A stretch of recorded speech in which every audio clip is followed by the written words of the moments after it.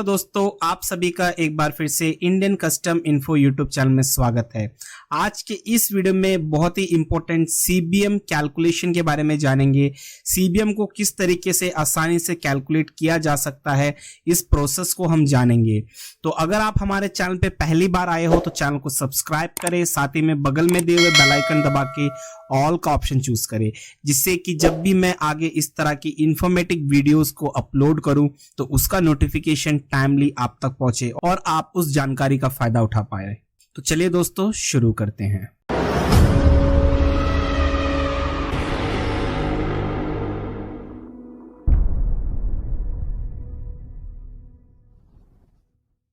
हमारे इस चैनल के रेगुलर व्यूअर्स को इस बारे में पता है कि जब भी मैं कोई भी टॉपिक के ऊपर वीडियो बनाता हूं तो उसके रिगार्डिंग मैं सबसे पहले हमारे वेबसाइट indiancustom.info के ऊपर आर्टिकल लिखता हूं। तो इस आर्टिकल का लिंक आपको वीडियो की डिस्क्रिप्शन में मिल जाएगा, तो आप वहां से क्लिक करके इस आर्टिकल पे आ सकते हैं। अगर किसी को भी मेरे इस लैंग्वेज को समझने में इश्यू है या कहीं भी कुछ समझ में नहीं आता है तो आप सिंपली इस आर्टिकल में आके इसको पढ़ के समझ सकते हैं। यहाँ पर भी मैंने सीबीएम कैलकुलेशन के प्रोसेस को काफी अच्छी तरीके से एक्सप्लेन कर रखा है, जिससे कि किसी को भी समझने में आसानी हो।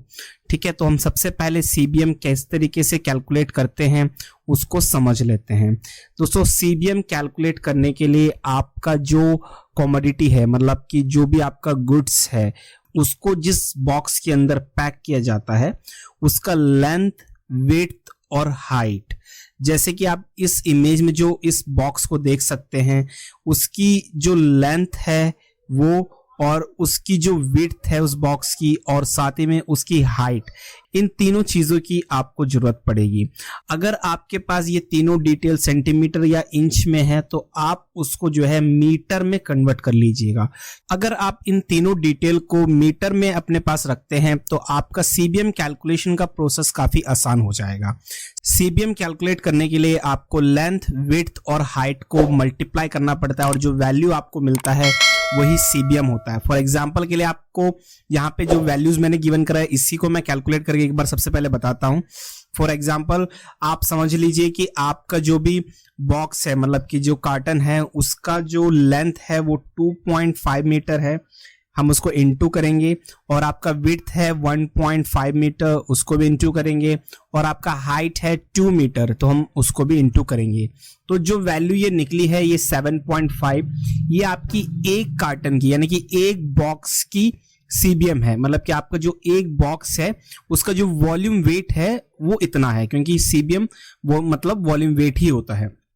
ठीक है, तो अगर आप जैसे आपकी शिपमेंट है जो भी, तो आपकी शिपमेंट में अगर 20 कार्टन्स है और सारे कार्टन का साइज ये है, तो सिंपली जो एक कार्टन का साइज है उसको आप इंटू कीजिए, और जितना भी आपको मिलता है, जो भी सीबीएम पर कार्टन का मिलता है, उसको आप टोटल कार्टन से मल्टीप्लाई कर दीजिए। मतलब जैसे 20 है तो आपका जो सीबीएम हो गया 150, मतलब ये आपका वॉल्यूम वेट हो गया 150।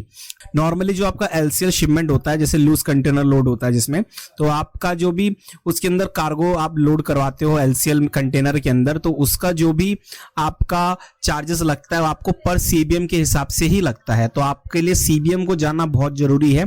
ठीक है, तो इस तरीके से आप जो अपना सीबीएम को कैलकुलेट कर सकते हो। और सपोज कीजिए आपकी जो कार्टन है, यानी कि जो बॉक्स है, उसकी जो साइज है वो डिफरेंट है, तो आपको कुछ नहीं करना दोस्तों, सिंपली इसी मेथड का इस्तेमाल करके आपको सभी कार्टन का जो भी सीबीएम है इंडिविजुअली निकाल देना है, और उसके बाद उसको ऐड कर देनी है। ठीक है, उस कंडीशन में आपको जो है आपका टोटल सीबीएम तब भी मिल जाएगा। तो उम्मीद करता हूं दोस्तों कि आपको ये जो जानकारी थी वो मैं सही तरीके से समझा पाया हूं। अगर आप में से किसी को भी सीबीएम कैलकुलेशन के ऊपर किसी भी तरह का डाउट है तो आप मुझे कमेंट में पूछ सकते हैं, मैं उसका जवाब वहां पे आपको दे दूंगा। ठीक है, और अगर आप चाहते हो कि किसी अदर टॉपिक के ऊपर भी वीडियो आनी चाहिए तो आप मुझे कमेंट करके बताइए दोस्तों, मैं उस टॉपिक के ऊपर भी सेपरेट वीडियो बनाऊंगा। तो हम मिलते हैं अगले वीडियो में, तब तक के लिए जय हिंद, जय भारत।